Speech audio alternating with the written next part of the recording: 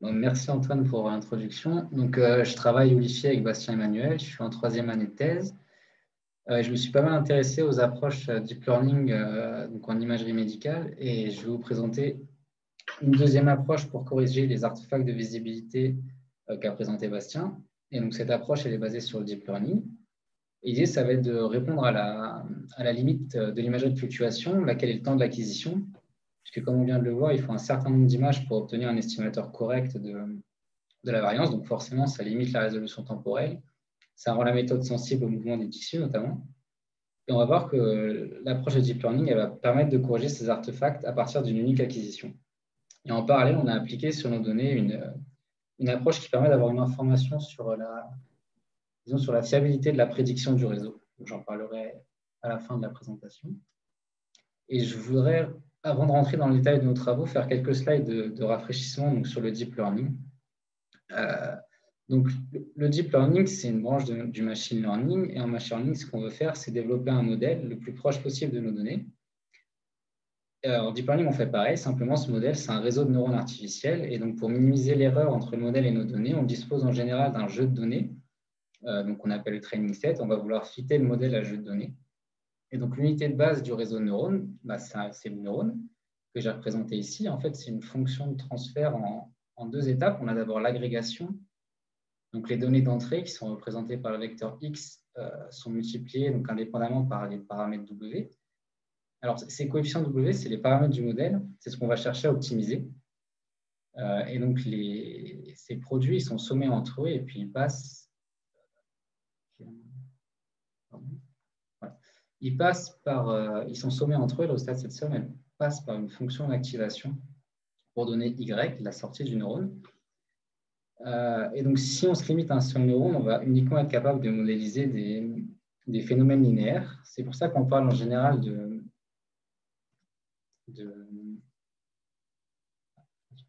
réseau de neurones. Un réseau de neurones, c'est un ensemble de neurones qui sont organisés entre eux donc, en parallèle ou en série, et donc qui sont connectés entre eux au travers de leur input et leur output. Ici, on a un réseau avec 3 couches. On voit que les neurones de la deuxième couche ils sont connectés aux neurones de la première couche. Donc les inputs des neurones de la deuxième couche, ça correspond aux outputs des neurones de la première couche. Et donc, à condition d'utiliser des fonctions d'activation non linéaires, comme le sigmoïde ici, en théorie, on est capable de modéliser n'importe quel phénomène non linéaire.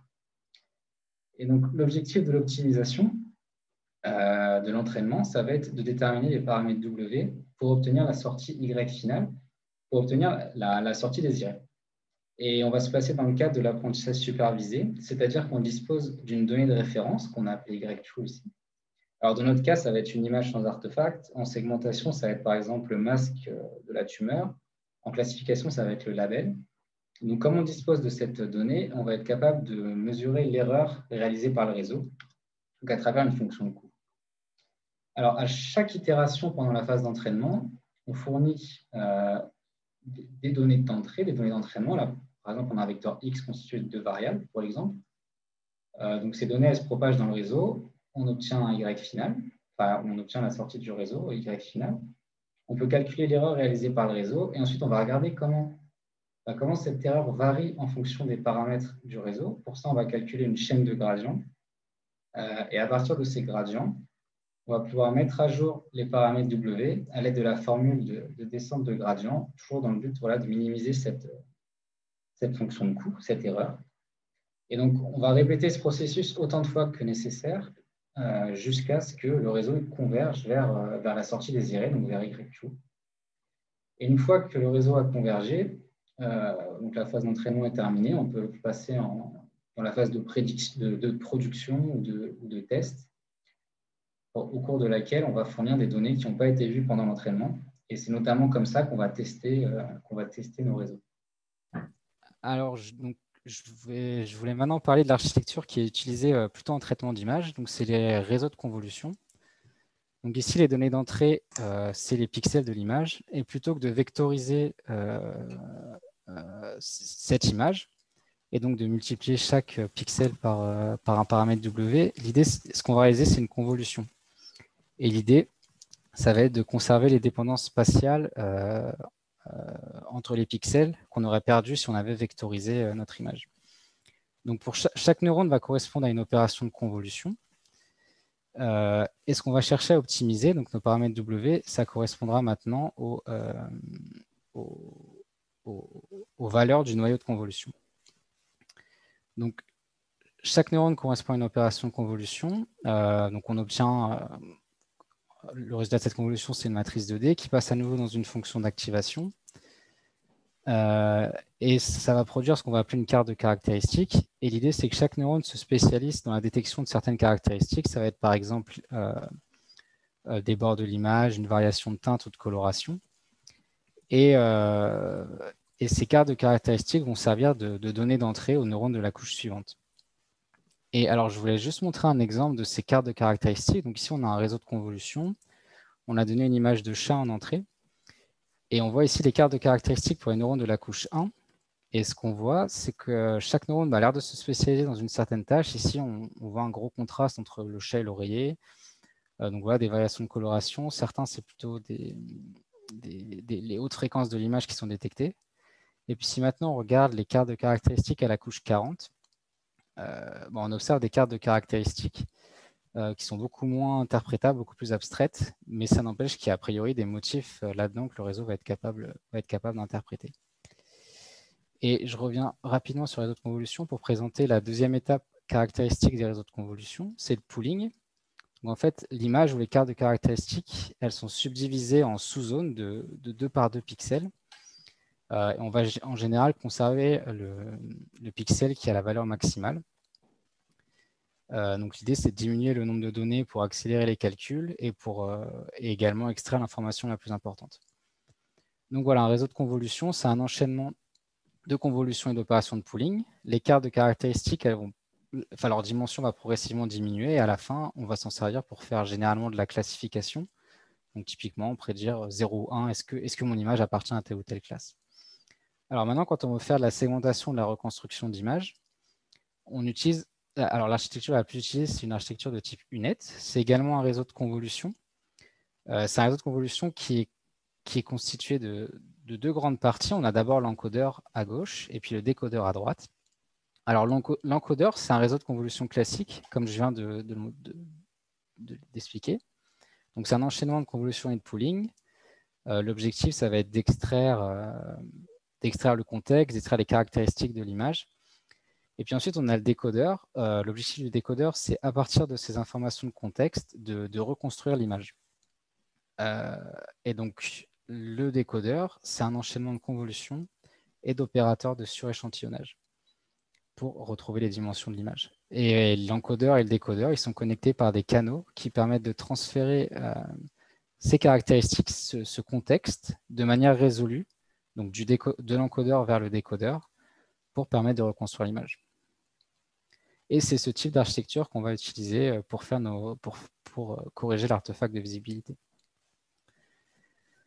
Alors, quand on s'intéresse à l'utilisation du deep learning en photoacoustique, donc déjà c'est assez récent, la première publication en 2017, et la plupart des études, elles ont été menées sur des datasets de simulation.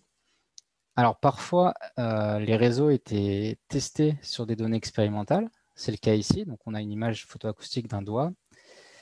Ici, on a la prédiction d'un réseau de neurones entraînés sur les données de simulation.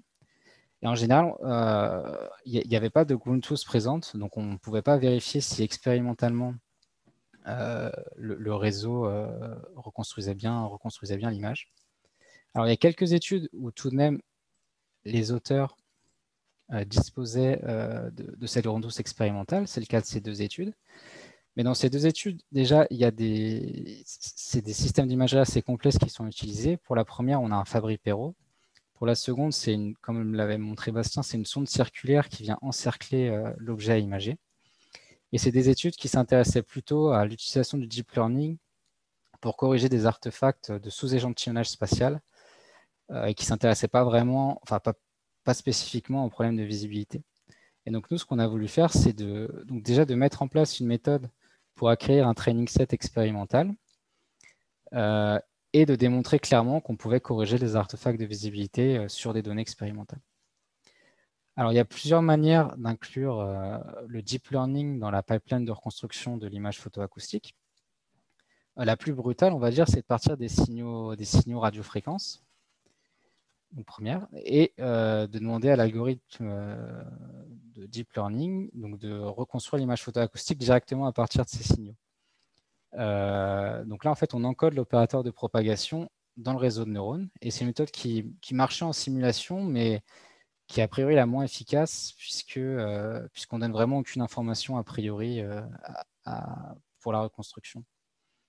Alors, une deuxième méthode, c'est de partir toujours de nos signaux radiofréquences et de les améliorer à l'aide de l'algorithme de deep learning, et puis d'utiliser ces signaux améliorés pour reconstruire l'image photoacoustique avec des méthodes conventionnelles.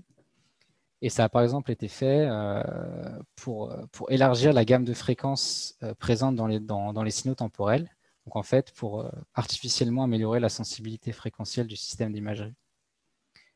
Troisième méthode, la plus utilisée, et celle qu'on va également utiliser, c'est de d'abord reconstruire l'image à partir des signaux temporels.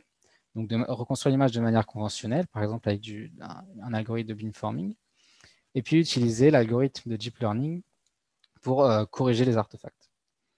Et une dernière méthode a été proposée, c'est de procéder à une reconstruction avec un algorithme itératif et d'utiliser le réseau de neurones comme méthode de régularisation. Et c'est une méthode qui marche bien, hein, mais qui nécessite d'avoir pas mal d'informations a priori sur le milieu de propagation et sur le système d'imagerie. Donc nous, on va utiliser la troisième approche, c'est-à-dire on reconstruit d'abord une image et puis on se sert du réseau de neurones pour l'améliorer.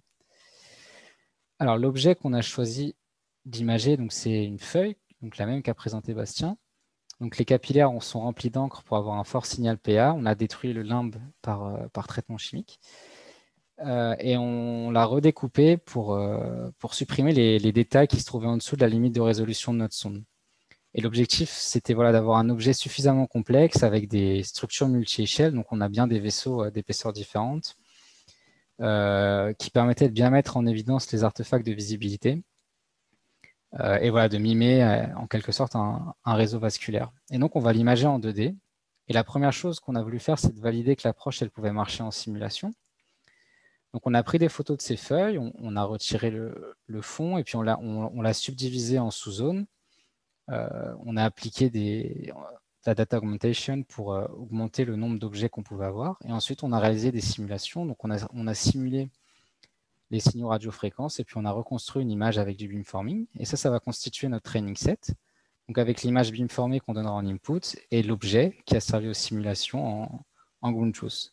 Donc on voit que nos images, elles sont bien sujettes aux artefacts de visibilité, notamment ici le vaisseau les vaisseaux qui sont larges vis-à-vis de notre PSF sont mal reconstruits et les vaisseaux verticaux n'apparaissent pas.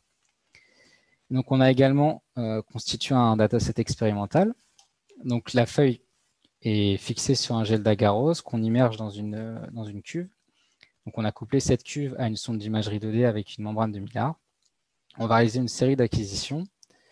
On reconstruit les images avec du beamforming et puis on va recaler ces images avec la zone de la photographie correspondante pour constituer donc notre training set.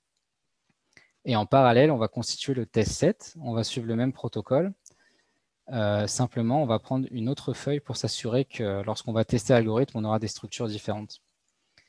Et on va se servir des photos du test set expérimental pour créer le test set de simulation. Donc, on aura les mêmes objets en simulation et dans les expériences. Alors, voici les résultats en simulation.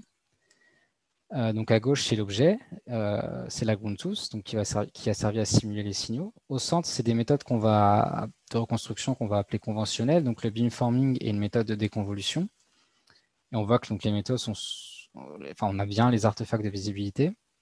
Et maintenant, quand on regarde ce qui est capable de produire le réseau, on voit que la reconstruction est quasi parfaite, qu'on a en tout cas corrigé la totalité des artefacts de visibilité. Et encore une fois, on parle bien d'un objet qui n'a pas été vu pendant l'entraînement. Alors ici, on pourrait se dire, et si on entraînait le réseau sur nos données de simulation, et puis si on s'en servait ensuite pour prédire des données expérimentales. Donc c'est-à-dire qu'on se passerait d'un training set expérimental. Alors on a essayé. Donc voici les résultats. Donc à gauche, on a toujours l'objet, la photographie. À droite, on a la prédiction du réseau, donc entraîné sur des simulations, mais cette fois sur des données expérimentales, utilisées pour prédire des données expérimentales. Et ce qu'on voit, c'est que l'image est pas du tout, enfin, est pas fidèle à la réalité. Il y a beaucoup d'artefacts. Donc, on va plutôt entraîner notre réseau sur des données expérimentales. Et voilà les résultats qu'on obtient sur les données expérimentales. Donc, à nouveau, toujours le même objet, hein, sauf que là, on parle bien de données expérimentales, les reconstructions conventionnelles. Et ici, la prédiction du réseau, donc un réseau entraîné sur les données expérimentales et testé sur des données expérimentales. Et ce qu'on observe, c'est qu'à nouveau, comme pour les simulations, la plupart des artefacts de visibilité sont corrigés. Hein. On a bien reconstruit les vaisseaux verticaux. On a bien rempli les vaisseaux qui sont assez larges.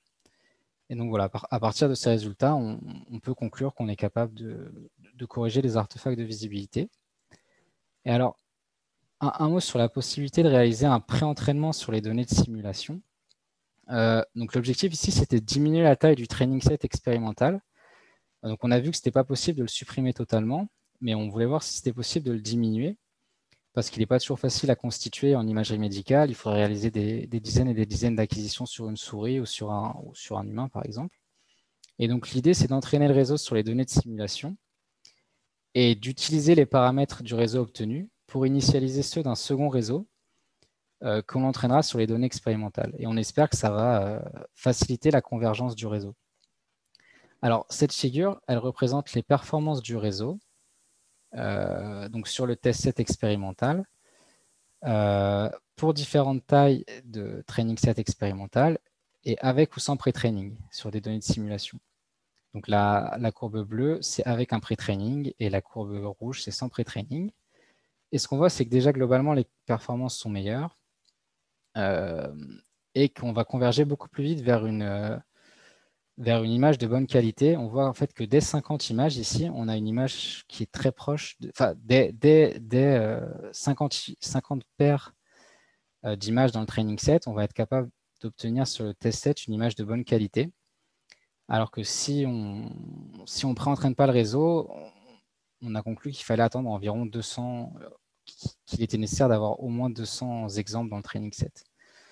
Donc ces résultats nous ont permis de conclure qu'effectivement, un pré-training, ça peut être intéressant. Et dans notre cas, ça nous a permis de diminuer la taille du training set expérimental par un facteur 4.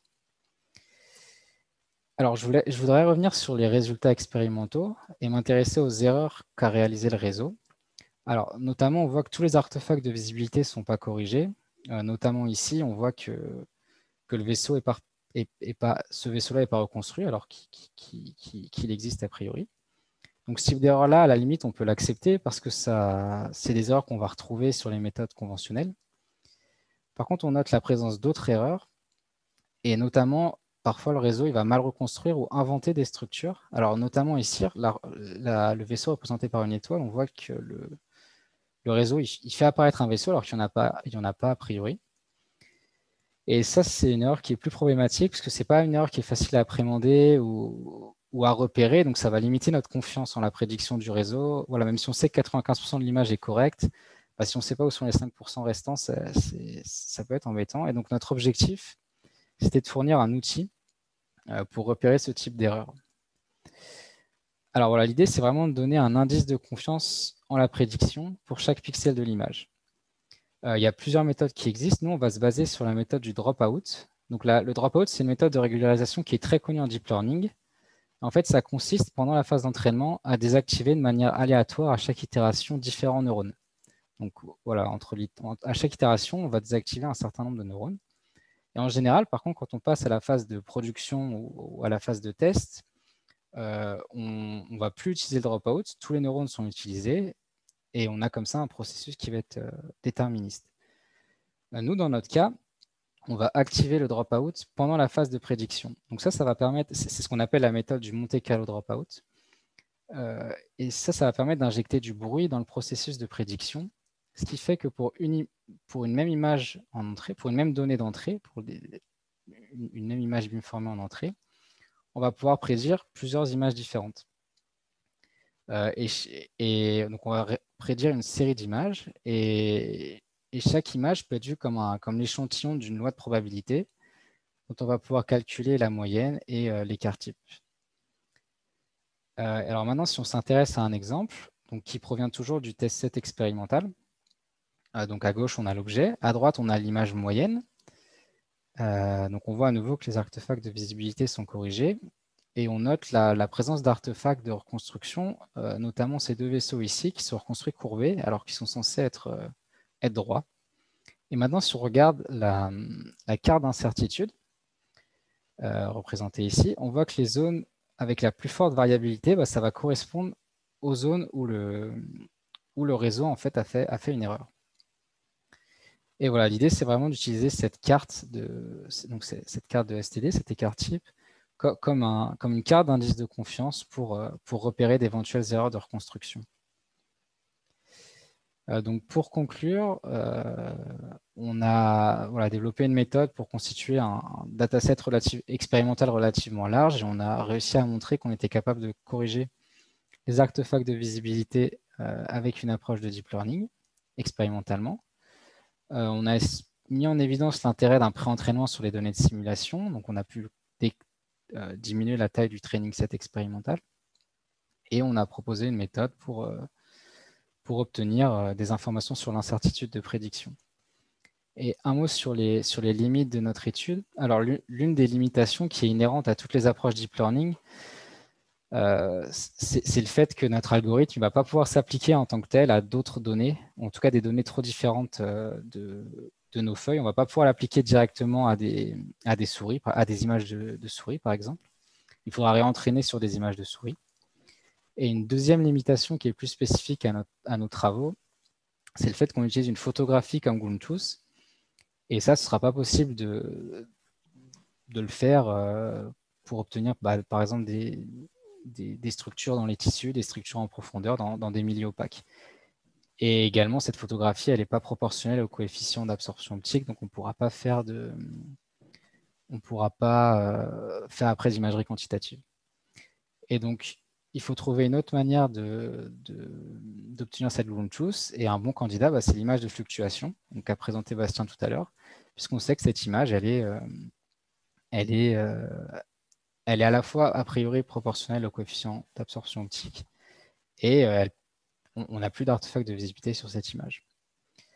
Et la suite de nos travaux, on va également essayer de mettre en place cette méthode en 3D.